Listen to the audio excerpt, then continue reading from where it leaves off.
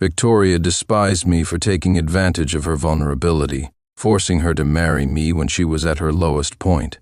While she hurled insults, calling me a despicable and shameless man, she simultaneously basked in the relentless devotion I offered her, akin to that of a loyal lapdog. Yet on the day she found someone new and asked for a divorce, I was unexpectedly involved in a car accident. That accident changed me forever. The devoted lapdog was gone, replaced by a rabid beast that lashed out at everyone. I am sincere, a personality residing within Benjamin's body. I always emerge in Benjamin's darkest moments. The first time I appeared was when Benjamin was 8 years old.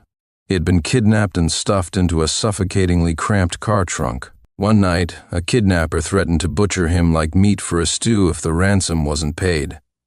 That was the moment my eyes opened within his body. Unlike timid and fragile Benjamin, I was calm, strong, and cold-hearted. I whispered to the frightened boy, "Why are you scared? I'm here." He froze, his sobs catching in his throat, and then panicked, asked inwardly, Who's speaking? I replied slowly, "It's me. I'm inside you. You can call me Sincere." During the waiting period for the ransom, Benjamin talked to me every day. He asked, "Sincere, are you a personality I created? Are you someone I imagined? Do you really exist? Thank goodness you're here, Sincere. With you, I'm not afraid anymore." I later guided him to break free from the ropes binding his hands, and he managed to stretch out from the trunk when the kidnappers weren't paying attention, leaving clues behind. A passerby called the police, and Benjamin was rescued and returned home. I was supposed to disappear after that, but when he came home, it seemed like no one welcomed him back. His father, Charles, was busy with work and hadn't even noticed that Benjamin had been missing for a week, nor had he received any ransom calls. His stepmother wept, saying, "It's good that you're safe and back home," but then turned and muttered, "Useless kidnappers. They couldn't even kill him." Benjamin's stepbrother smirked and patted him on the back, but his hand clenched into a fist and struck him hard. He sneered, "Well, Benjamin, looks like you've had it tough. You've even lost weight." Benjamin's body trembled uncontrollably. He begged me inwardly, "Don't leave, okay? Sincere, stay with me. I'm scared, I'm really scared. Please, I'm begging you." So I stayed. After that, we shared his body. During moments of safety and joy, Benjamin controlled it. In times of danger and disgust, I took over. I was different from Benjamin. When his venomous stepmother made snide remarks, I'd retort mercilessly. When his vile stepbrother tried to provoke him, I'd grab a sharp steel knife and drive it into the wooden doorframe behind him, right next to his temple, threatening, "Try me again and this knife will go into your eye." When classmates bullied Benjamin at school, I'd grab the ringleader by the head and shove it into a sink full of water, releasing him just before he drowned. I'd say, "Mess with me again, and I won't hold back next time." During those times, Benjamin would talk to me inside his body, saying, "Sincere, thank goodness I have you. Let's always be together, okay?" I've read books that say personalities within one body often try to eliminate each other to gain full control. But Benjamin and I were different. We relied on each other, supported each other like brothers. I once stared into the mirror looking at our shared face and promised him, "All right, we'll always be together." The face in the mirror smiled, a pure and untainted smile that belonged solely to Benjamin. It was like a stream thawing in early spring, trickling gently over smooth pebbles, clear, free, and clean. At that moment I thought, I will always protect that smile. That's why I exist. It's my sole mission. He only has me. But our abnormality was soon discovered. After all, one person possessing two vastly different temperaments and personalities will inevitably raise suspicions, no matter how cautious they are. Benjamin's stepmother told his father she often saw him talking to himself. His stepbrother claimed Benjamin had tried to kill him with a knife. Teachers at school approached his father, saying classmates had noticed Benjamin sometimes seemed like a completely different person, gentle and kind one moment, cold and ruthless the next. This brought disgrace to Charles, who valued his reputation above all else. He slapped Benjamin hard, splitting his lip, and shouted, "How did I end up raising such a lunatic?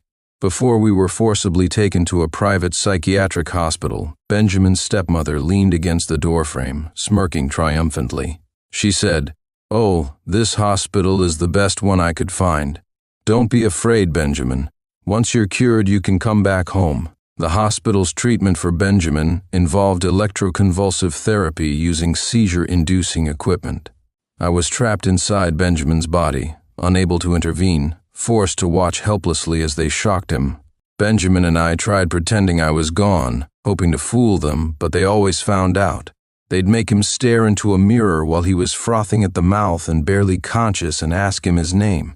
They'd starve him for 2 days and then, on the 3rd day, place tempting chicken drumsticks and drinks before him, promising he could eat if he let go of me. They deprived him of sleep and manipulated the room's temperature between extremes of hot and cold. They weren't healing him, they were torturing him. I begged Benjamin to give up and go along with the treatment, to erase me. But somehow that timid boy found an unyielding strength from somewhere I couldn't fathom. He curled up in the corner of a vast empty room, his battered body trembling as he hugged himself tightly, as if that could keep him warm and safe. His teeth clenched so hard that blood seeped from his gums. This was the same scared little boy who had once cried every night after being kidnapped. And now, not a single tear would fall from his eyes, no matter how much pain he endured. "I won't abandon you, Sincere," he said. "I won't let you disappear. We promised we'd stay together forever. This time it's my turn to protect you." On the night he was nearly electrocuted to death, I made a decision. I hypnotized myself to vanish. Just before I faded away, I told Benjamin, "I'm only leaving you for a while. Don't be afraid. Keep walking forward with courage and confidence. I'll be watching over you. And if one day you can't go on anymore, believe me, I'll return to stand by your side." He thought I was lying. He yelled at me, threatening that if I left, I should never come back. Then in the next breath, he begged me, "Sincere, don't go. Please, I can handle this. It doesn't hurt at all, I swear."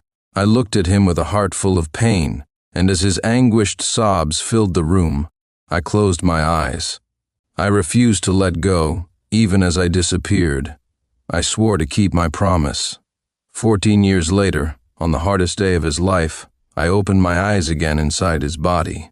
I didn't understand how a person could feel such overwhelming sadness. It was as if the vast, dark night sky and the endless ocean had merged into one, erasing the horizon line. There was nothing but a series of massive waves crashing down relentlessly. His heart was drowning in the deepest, darkest part of the sea, suffocating in agony. Yet, I could hear his laughter. At 25 years old, he sat in a lavishly decorated living room, the brilliant light from the chandelier above casting a glow over him. He looked radiant. He had grown taller and more mature. His posture was upright, his features striking, and his laughter carefree. Across from him stood a woman with delicate features, adorned in jewels, her face full of disdain. She rolled her eyes and spat. "What are you pretending for? Just looking at you makes me sick. Go die already." Her words were venomous. Benjamin's brow twitched ever so slightly, but the smile on his face didn't falter in the slightest. Even the curve of his lips was perfectly measured. He replied with a calm, steady tone, as if stating a simple fact. "I'm sorry to hear that, Victoria, but no matter how much you despise this face, you'll have to look at it for the rest of your life." Victoria stormed out, leaving Benjamin smiling as if untouched. Even after she was long gone, his smile remained frozen in place. It wasn't until I sighed from within him and said, "Benjamin, stop smiling," that his expression wavered. He froze, his smile slowly fading. I don't know how long it took, but eventually he smiled again, this time faintly. I could see the bitterness in his eyes. His voice was soft, almost like a sigh, as if the 14 years of separation had never happened. He called out to me, "Sincere, I'm here," I answered. The 25-year-old Benjamin before me was no longer the shy, timid boy I remembered. The Benjamin I knew had been easily frightened, avoided conflict, and was often bullied. But now, he smiled constantly, a smile that fit his face like a mask. Every expression was calculated, every movement relaxed yet deliberate. He began telling me about the past 14 years. He described how he had learned to protect himself in the cutthroat environment of his family. He had mastered the art of wearing a smile to conceal a dagger, using it to achieve his goals. He recounted how, at 18, when his stepmother was pregnant, he tampered with her car, causing an accident that nearly killed her. Later, he coated the grand spiral staircase in their mansion with a thin layer of olive oil. Standing at the top, he watched coldly as his stepmother slipped and tumbled down step after step. He spoke of it with a calmness that sent chills down my spine. Sincere, you should have seen the blood pooling beneath her. It was beautiful. Then he told me about the year he turned 19. He hired someone to seduce his materialistic stepbrother's gold-digging girlfriend, then mocked his heartbroken stepbrother in the living room as he drank himself into a stupor. When his enraged stepbrother grabbed a rope left suspiciously on the table and began strangling him, their ever-busy father walked in at just the right moment. Furious at the scene, his father exiled the stepbrother, forbidding him from ever showing his face again. Benjamin had coughed and gasped for air, his face red, but no one noticed the smirk he hid when he turned away. That scumbag was dealt with for good, he told me. Sincere, your methods were always too soft. This is how you settle things once and for all. At 21, he brought home a beautiful but spineless girl who had always sought shortcuts. Conveniently, they ran into his father. After that, his stepmother lost her place completely. The girl, now his father's new favorite, whispered to him, "Benjamin, your dad said he'll divorce her and marry me. Don't worry, I'll listen to you." She did listen, at least enough to ensure that Benjamin smoothly took over the family business after graduation. He told me so many things, and I stayed silent through it all. Perhaps my lack of response dulled his enthusiasm. His tone gradually grew colder until his face was devoid of emotion. "Sincere," he said quietly. "You think I'm as vile and despicable as Victoria does, don't you?" He sat quietly by the floor-to-ceiling window, his voice soft as he asked, "Sincere, do you think I'm terrifying too?" I sighed, my voice calm as I replied, "Benjamin, all these years you've been alone. You must have suffered a lot. I'm not one for sentimentality, but I couldn't suppress the ache in my heart." I smiled faintly. "I'm glad to see you, Benjamin. Honestly, I'm glad you've learned how to protect yourself." He froze, and my tone shifted to icy indifference. I asked, "So tell me, who's causing you pain?" Yes, Benjamin at 25. His growth made me proud, but I hadn't forgotten my every appearance meant he was in agony.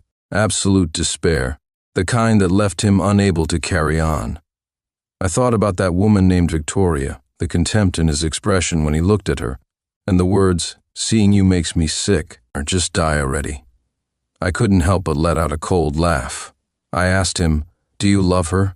Only when you love someone do you give them the power to hurt you." Even a 25-year-old Benjamin, hardened by life, could be ensnared by love. He had no need to hide anything from me. I watched as he let down his guard, his face gradually revealing a bewildered sadness mixed with a touch of childish confusion. He asked me, "Sincere, I treated her so well, gave her everything I had. Why doesn't she love me back?" Victoria was his fiancée. They'd been engaged for 3 years, a business alliance. 3 years ago, Victoria's father had died in a car accident. As the only child of the family, she had to return from abroad to handle the aftermath and take over the family business. During that time, Benjamin began attending board meetings in place of his father. Before Benjamin attended his first meeting, his father, Charles, told him, "The Victoria Corporation is a juicy piece of meat, and we're going to get our hands on it. I've been eyeing their export and logistics operations for a long time.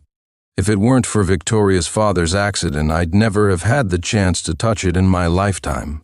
I heard his daughter's taking over just a little girl who doesn't know what she's doing. Sooner or later, she'll be devoured by someone else. Benjamin, go and check things out for me. Find out what we're dealing with." Benjamin went, and then he met Victoria. Benjamin told me, "Sincere, you must be wondering why I fell for Victoria." After a pause, he continued, "The first time I met Victoria was actually when I was 16. After you disappeared, I was tormented for a while before being sent back. At the time, I was timid and weak, bullied constantly, and didn't know how to fight back. I could only call out your name in my heart every day, clenching my teeth and enduring it. I'd tell myself to bear it a little longer, that it would pass eventually. Until Benjamin was locked in a pitch-black storage room. Because of his childhood trauma from being kidnapped, he had a severe fear of confined spaces. Inside the dark room, he screamed and pounded on the door until his hands were red and swollen. But no one heard him. No one came to save him, not even me. Then Victoria followed the sound to find him. Her light-hearted voice felt like a heavenly melody, calming his frantic mind in the darkness. She teased, "Hey, you crybaby. If you keep this up, you'll never find a wife. Just calm down, okay? I'll go get the police for you." When the door finally opened, he saw her backlit by the light, like a goddess descending from the heavens, pulling him out of the abyss. This memory seemed like one of the few warm moments in his mind. A faint smile appeared on his lips, dazed, nostalgic. He told me, "Sincere, you know, that narrow, suffocating car trunk has always been the deepest pit in my nightmares." But the moment Victoria pushed open that door, stretched out her hand and said, "I'm here," I felt like she had traveled 8 years back in time to rescue the 8-year-old me from that trunk. After that, he began searching for her. When he finally found out her name, she had already gone abroad. Years passed until the day of that board meeting. Standing outside the conference room, Benjamin froze as he stared at the woman sitting at the table, her face resting on her hand in a daze. Her silhouette was so familiar. When she turned at the sound of his presence, her features overlapped with the memory of that night 9 years ago, arched brows, almond-shaped eyes, and a warm smile as she extended her hand to him. She said, "You must be Benjamin. I'm Victoria. Nice to meet you." She didn't remember him at all, nor did she recall the night she had saved him by chance. Outside the conference room's large floor-to-ceiling windows, rain-soaked skyscrapers rose proudly like fresh shoots. Glass facades reflected dazzling rays of sunlight. Benjamin stared at her, then gradually smiled, nostalgic, wistful. He said, "Hello, Victoria. I'm Benjamin." He thought to himself, "I've been searching for you for so long, waiting for you for so long." It was a sentiment he didn't voice, a sentence Victoria would never hear.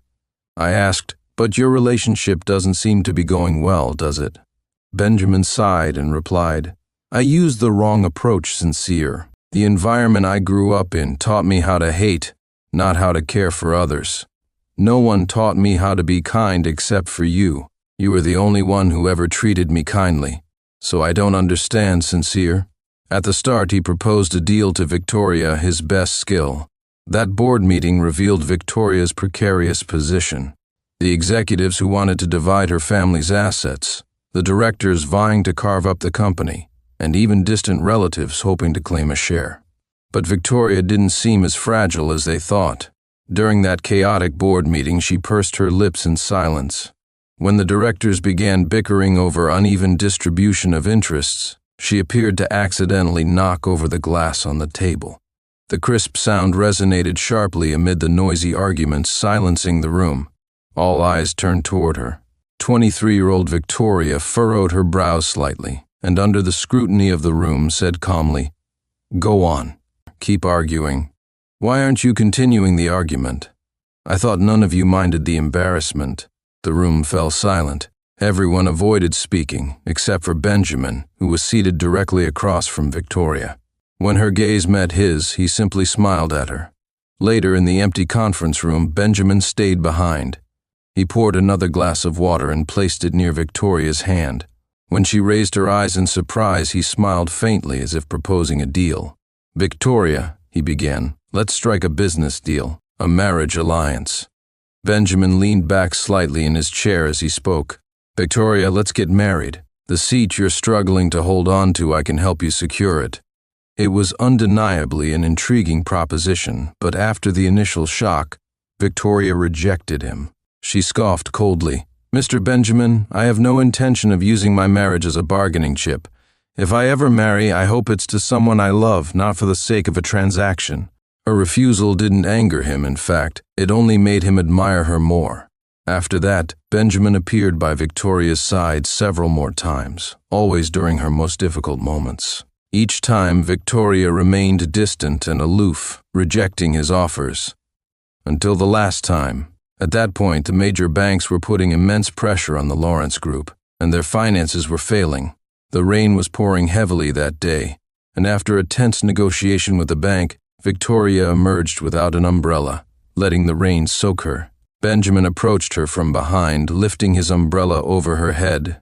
He sighed softly. "Victoria, my offer still stands." She didn't reply, but raised her eyes from beneath the umbrella to look at him quietly. Benjamin spoke again. "If you refuse me today, my father will initiate a takeover of the Lawrence Group tomorrow." "Why?" Victoria asked, her tone skeptical. "Why me?" Benjamin turned his gaze away, deceiving her with his answer. "Because you need me. You need my family. And as you know, my situation is precarious. A young stepmother watching my every move, a half-brother exiled overseas, and my father still capable of producing heirs.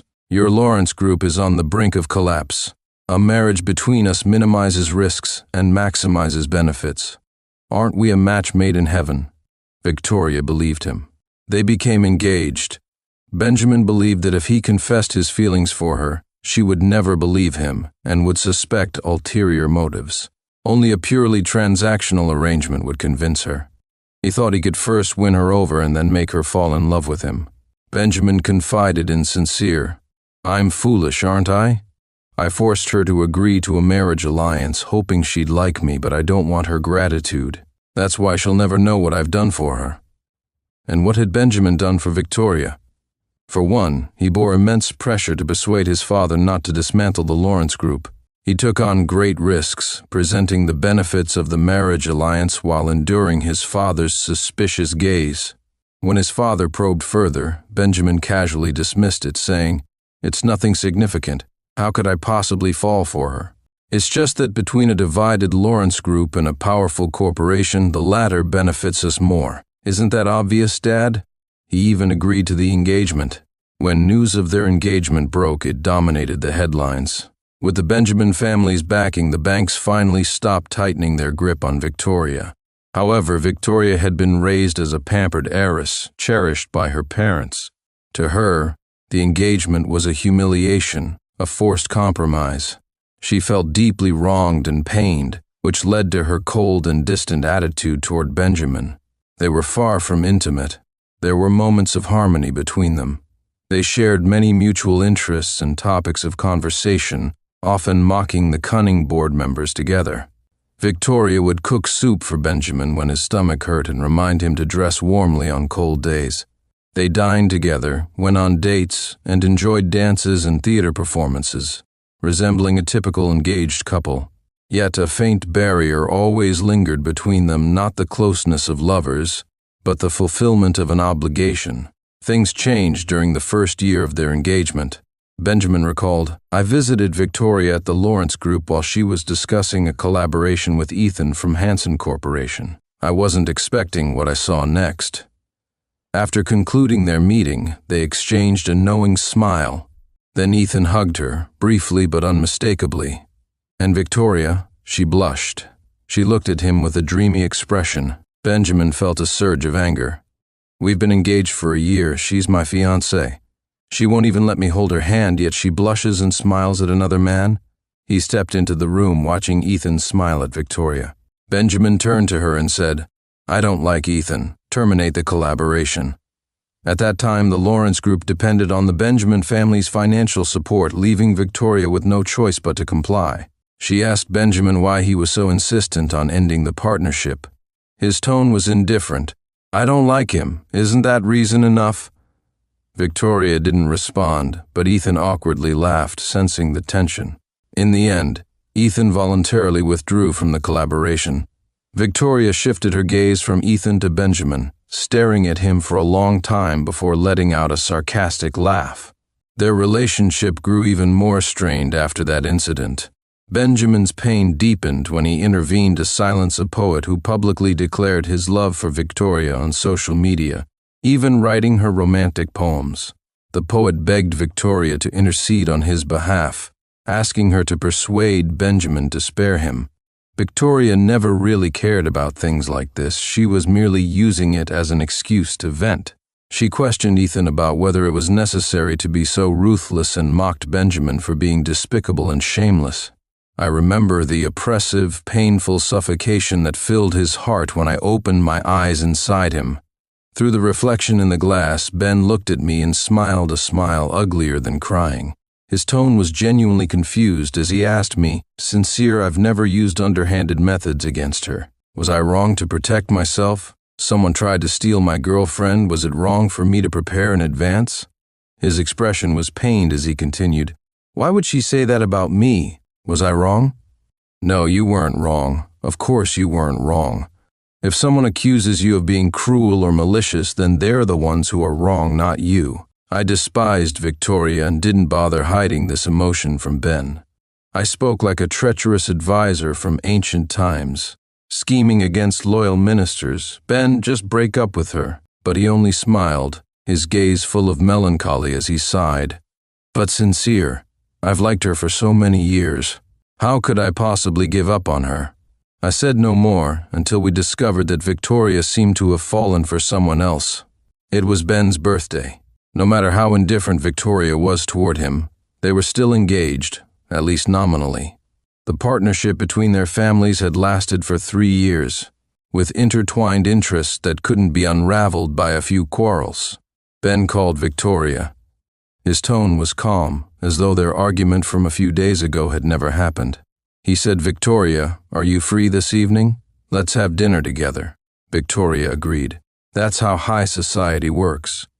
Even if the two people are fully aware of the situation, they still maintain decorum, showing no trace of emotion. The private restaurant that evening had an excellent ambiance. Victoria even brought him a gift. Though Ben's smile remained unchanged, I could tell he was genuinely happy, truly happy. Even if it was just a casually purchased tie, compared to the expensive jewelry and accessories he had given her, it seemed insignificant. Yet he still thanked her sincerely, saying, "Thank you, I really like it." Dinner was followed by casual conversation. Everything seemed normal until even I noticed something off about Victoria. She was distracted. While this might be trivial to most people, for someone like her or Ben, losing focus in their environment meant danger. Coffee, always within reach, was a constant companion in this world where countless eyes watched your every move. You had to ensure that you operated like a perfectly calibrated machine, without making even the slightest mistake. But she was distracted. Ben had to repeat a question twice before she snapped out of it, apologizing with poise and grace. She said, "I'm sorry, I didn't catch that. Could you repeat it?" Ben remained composed, seriously repeating his question.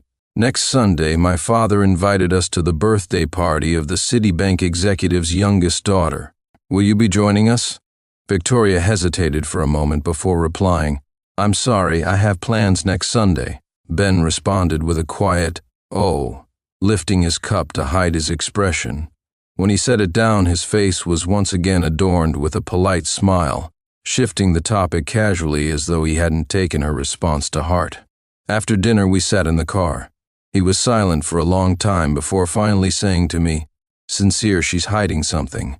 I nodded and suggested, "Call the private investigator and have them follow Victoria." The exorbitant fees of private investigators came with unmatched efficiency. It didn't take long for Ben and me to uncover the reason behind Victoria's distracted behavior. Ethan, a reporter for the Golden Times. 2 months ago, Victoria had been interviewed by his publication, and it was Ethan himself who conducted the interview. Together, Ben and I sorted through the photos in hand.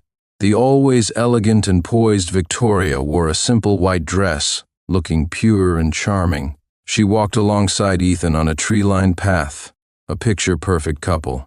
She even held a cup of milk tea in her hand. Ben's fingers traced the image of Victoria's face in the photo, his fingertips lingering at the corner of her subtly upturned lips. His voice was hoarse, filled with helplessness, as though returning to a long-lost time. He asked me, "Sincere, do you think Victoria genuinely likes him?" I smirked and replied, "Why don't we find out?" I confronted Victoria, But she didn't notice the difference between me and Ben. Sitting across from her, I smiled and said, "Victoria, last week, my friend saw you with a guy at the movies. While our relationship is a business arrangement, I hope for mutual loyalty at least don't embarrass me in front of acquaintances." Victoria paused, her tone casual and her face void of any expression. With nonchalant ease, she softly replied, "It wasn't like that. It was just a publicity stunt." I smiled silently.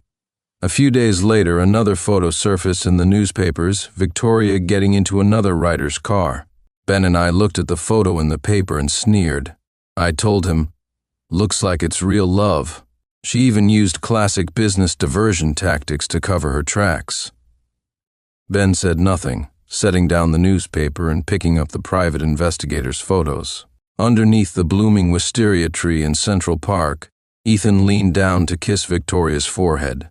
Even through the photograph, you could sense the purity and sanctity of their love untainted by impurities. How romantic.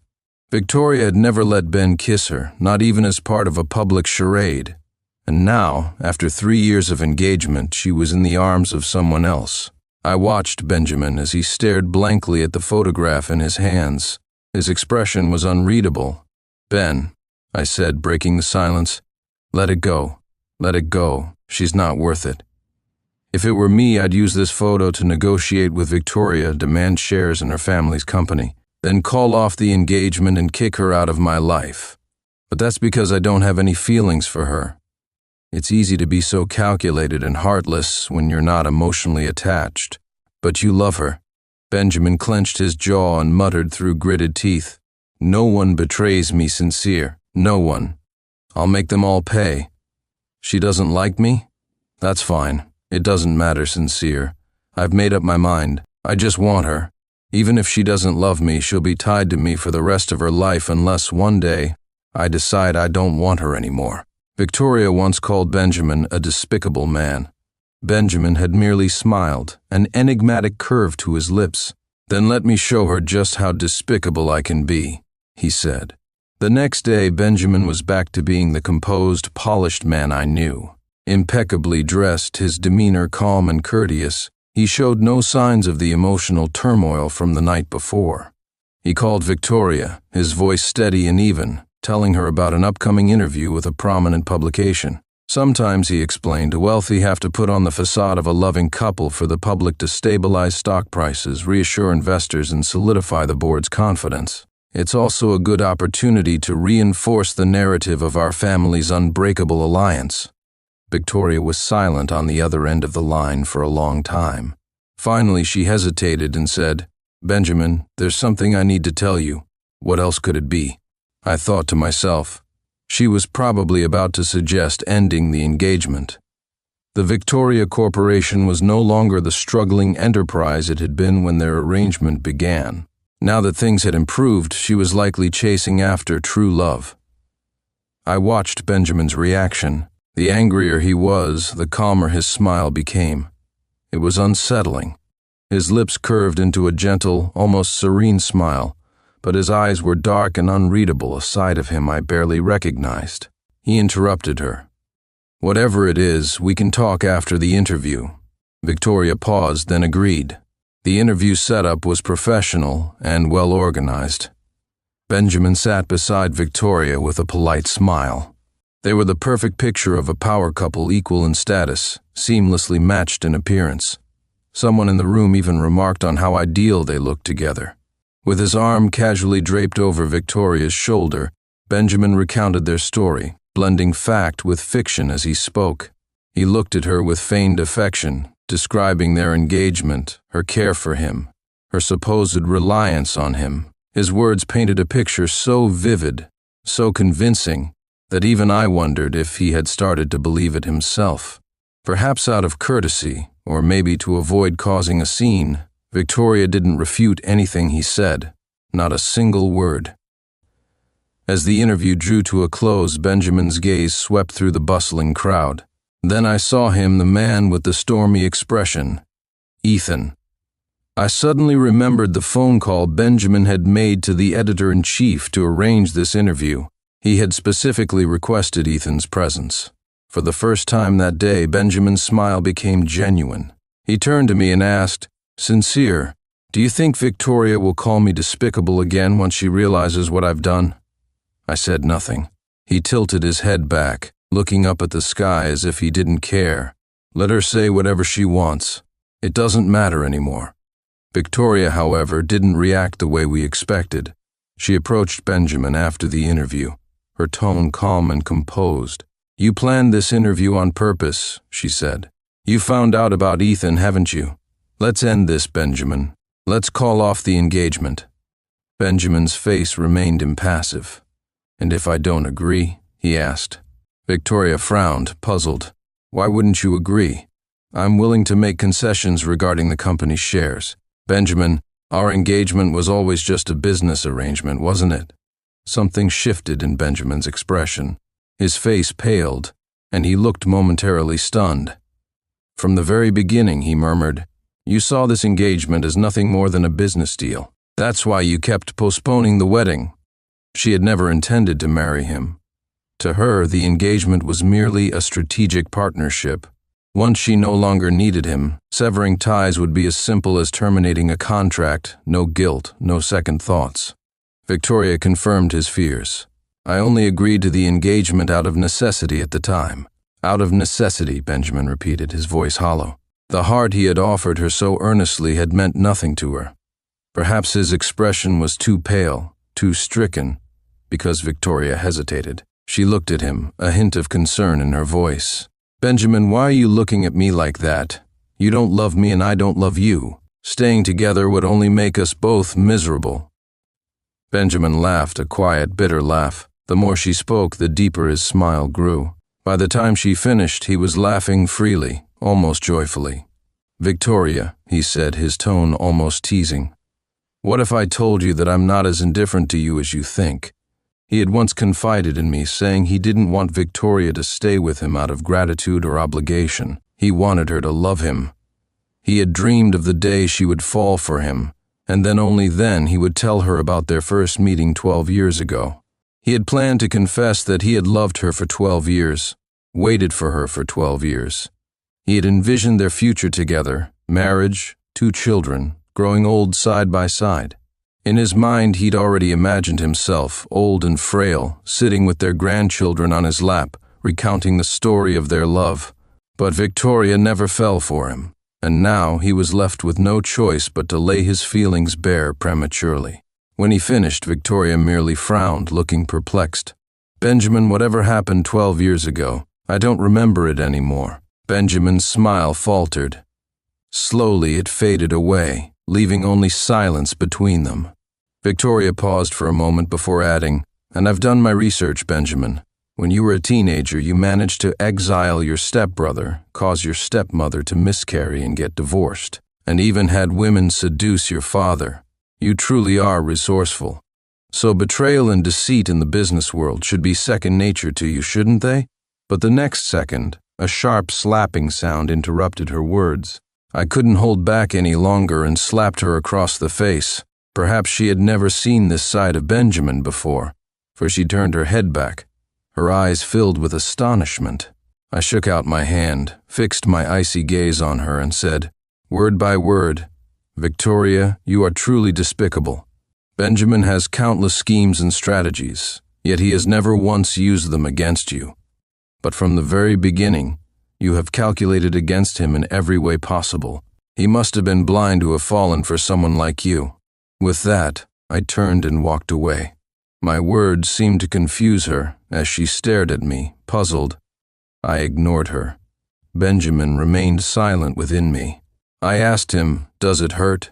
His one true affection had been treated like trash. I asked him, "If you hadn't met Victoria when you were 16, would you have fallen for her?" He paused before replying no, but he did meet her. What could he do? It was neither too early nor too late. Her timing was simply too perfect. In Benjamin's memory, she was bathed in an otherworldly glow, like an untouchable dream. He became obsessed with having her, just as one might chase an unattainable dream from their youth. I sighed and asked, "Can you stop liking her? You're too soft on her and it's holding me back. I want to avenge you, but I have to consider your feelings." His voice was weary, utterly drained. I don't know, Sincere, I don't know what to do. He was lost, utterly defeated. Only Victoria could throw him into such disarray. I couldn't bear to see him like this. All I could do was comfort him. It's okay, Benjamin. I'll walk this path with you. I'll always be by your side. I won't betray you or scheme against you. You can trust me forever. Through wind and rain, I'll always be here for you. I'll never leave you alone again. I didn't realize how deeply Victoria had hurt him until the day Benjamin vanished from this body. That day was supposed to be the day Victoria tried on her wedding gown. Even though Benjamin knew she had no intention of marrying him, he still clung to a shred of hope and went anyway. The gown was designed by a renowned European designer, adorned with 1,000 pearls and a rare platinum diamond, worth a staggering $8.5 million.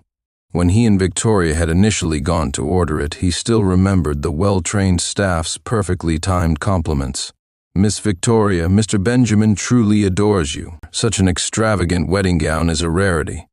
Now, however, she wouldn't even try it on. When he arrived at the boutique, the staff's faces turned pale. One of them said, "Mr. Benjamin, Miss Victoria just called to say she won't be coming to try on the gown, but don't worry. There's still time before the wedding. Girls are like that, just coax her a little." Benjamin said nothing. I think he already knew that no one would ever wear that gown. It wasn't that the gown didn't fit or wasn't expensive enough. It was simply that, from the start, that woman never intended to wear a wedding gown for him. After leaving the boutique, he was struck by a speeding taxi while crossing the sidewalk. It wasn't serious. The doctor said it was just a minor scrape. The police suggested they settle the matter privately, as it was such a minor incident. The taxi driver, his face flushed, pleaded, "Sir, judging by your clothes, you don't seem like someone who's short on money. Please don't take advantage of me. I have a family to support." No one took the accident seriously except me. I knew Benjamin had vanished from this body. Before he disappeared, he looked at the taxi. I heard him call my name.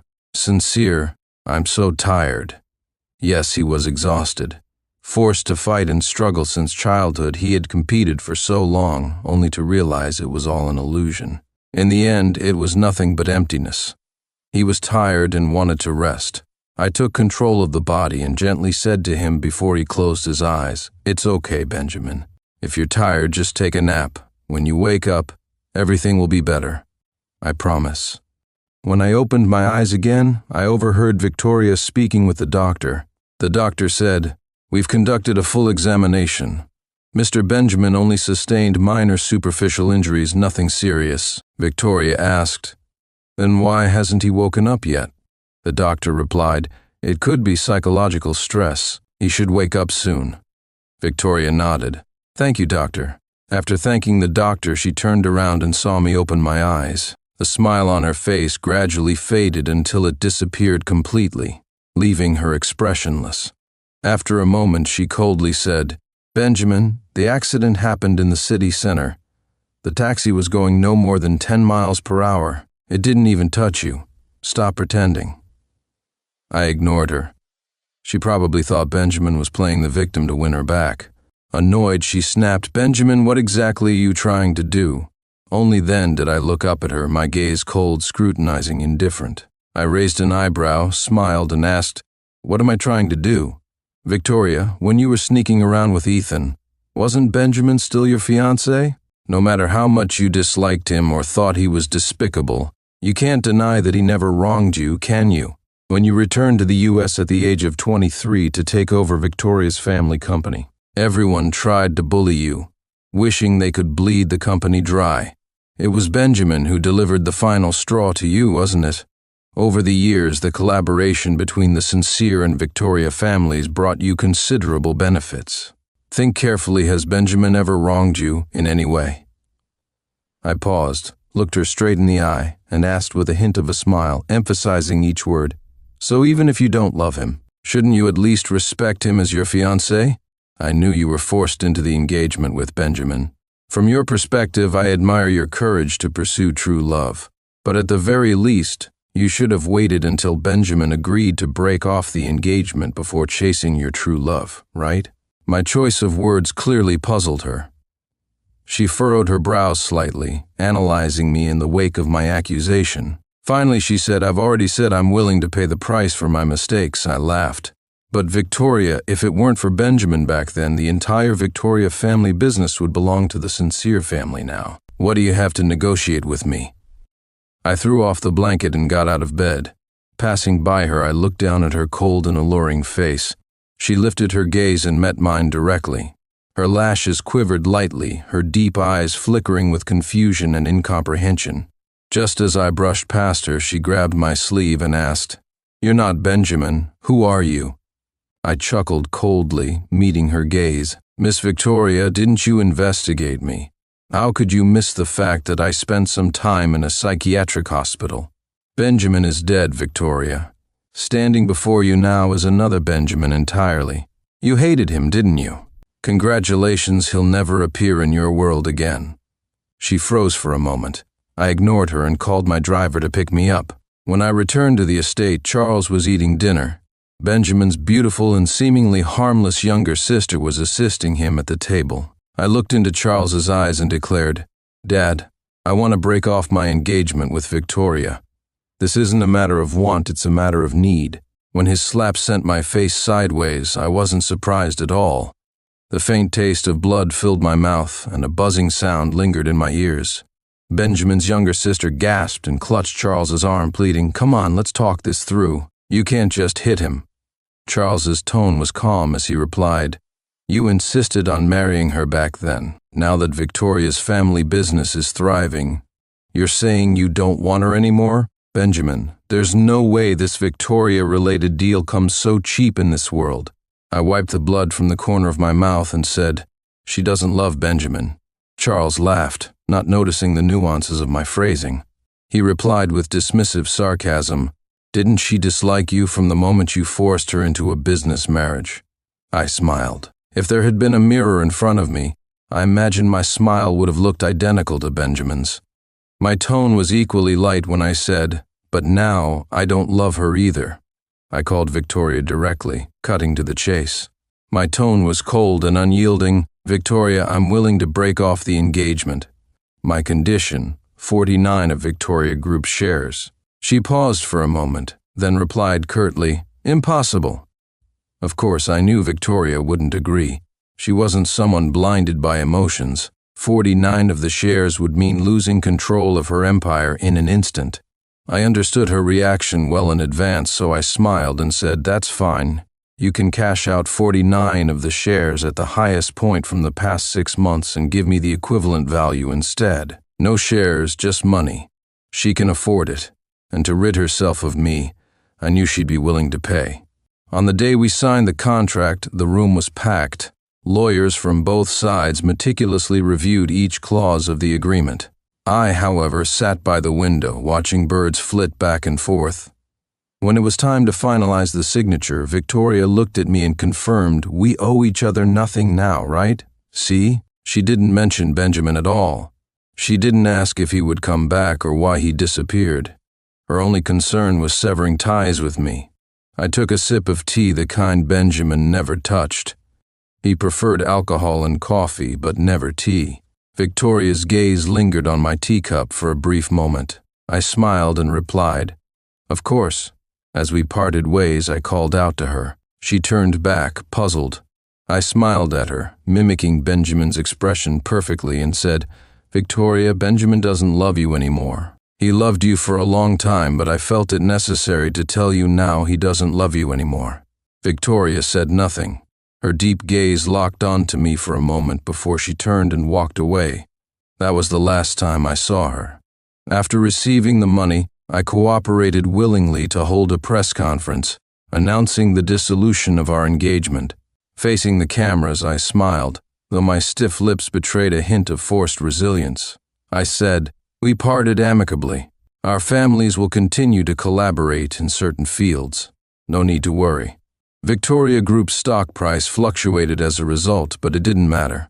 Once the public moved on, her stock would recover. Victoria and I weren't celebrities, but in our circles, the dissolution of our engagement was quite the scandal. For a while, people couldn't stop gossiping about the real reason behind it.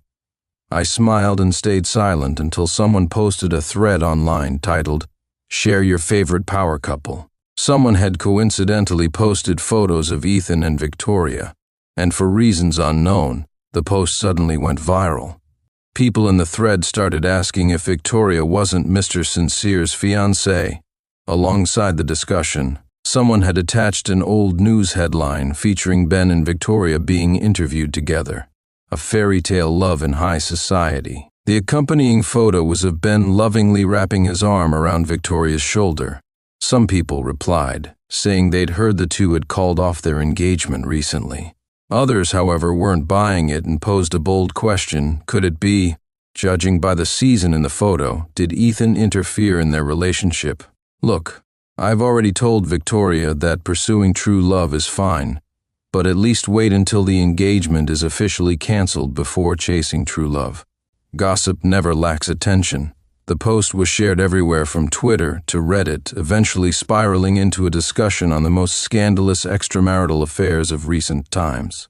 Even acquaintances I barely knew cautiously sent me links saying, "Ben, don't let it get to you." But how could it not? I was devastated. I stared at the plummeting stock graph of Victoria's family company, and amidst my sorrow, I couldn't help but laugh. Ethan's situation likely wasn't much better. I went to his workplace once, just to observe him from afar.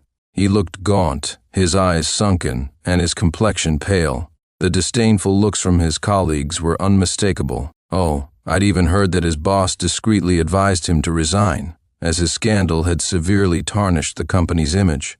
Sitting in my car, I smiled to myself and whispered to the part of me that had become Ben, "Ben, are you happy now?" There was no response. 3 days later, Victoria called me. She sounded annoyed. "Benjamin, how can you go back on your word?"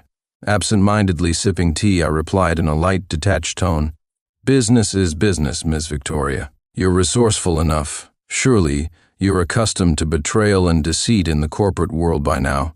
She was momentarily speechless. I chuckled. Before hanging up, I seemed to remember something and added, my tone amicable, "Oh, right, Miss Victoria. Congratulations to you and Mr. Ethan on overcoming hardships together. But there's something Ben didn't want to tell you, though I'm not him. You see, I'm always happy to lend a helping hand. Just a friendly reminder, if I were you, I'd investigate Ethan's background before diving into a relationship with him. For instance, his father currently serving time for a drunk driving incident that caused someone's death 3 years ago.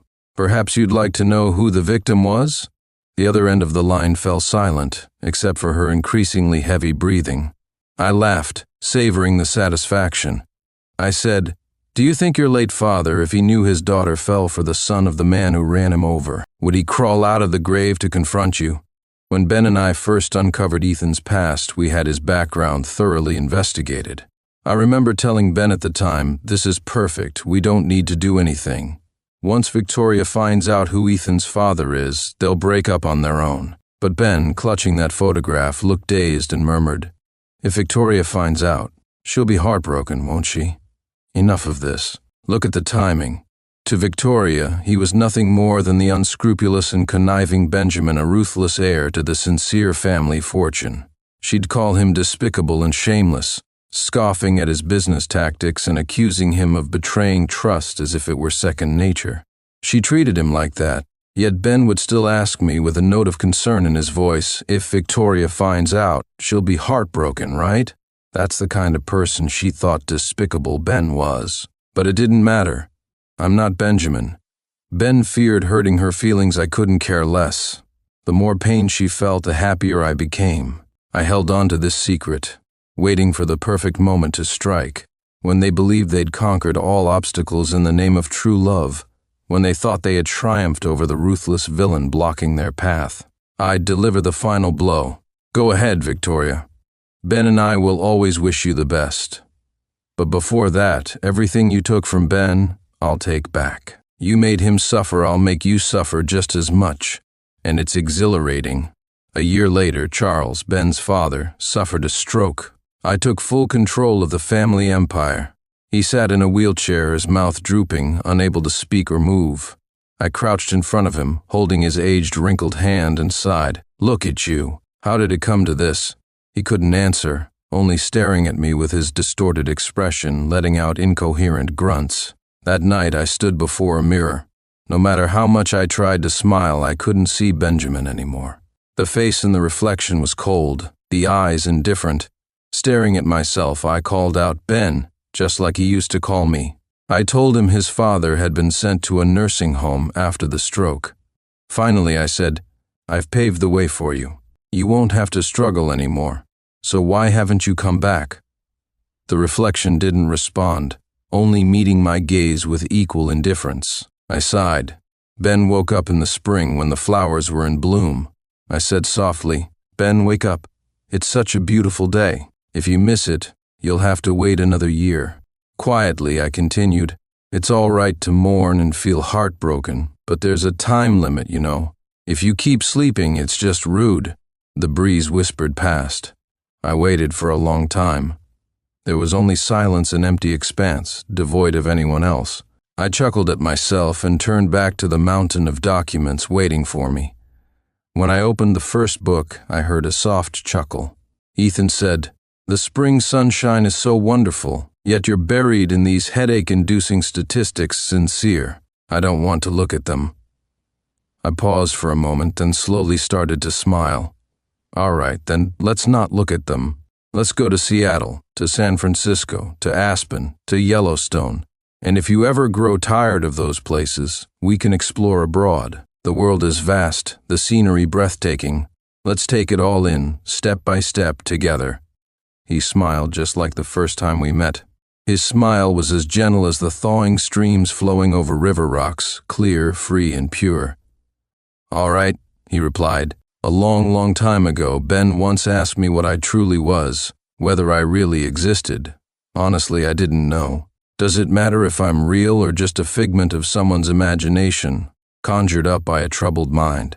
No, it doesn't matter. Ben once told me I was his sanctuary, the sole light that pierced through the darkest days of his life. Life is hard, but I've always believed that pain and its remedy coexist.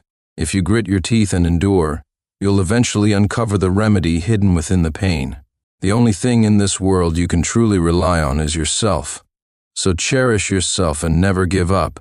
As San Ma once said, the heart is like a boundless abyss, stretching across thousands of miles. There's no ferryman to guide you across. You must cross it yourself. Others can offer love, but they cannot save you." Ben asked me what I was. I am him, and he is me.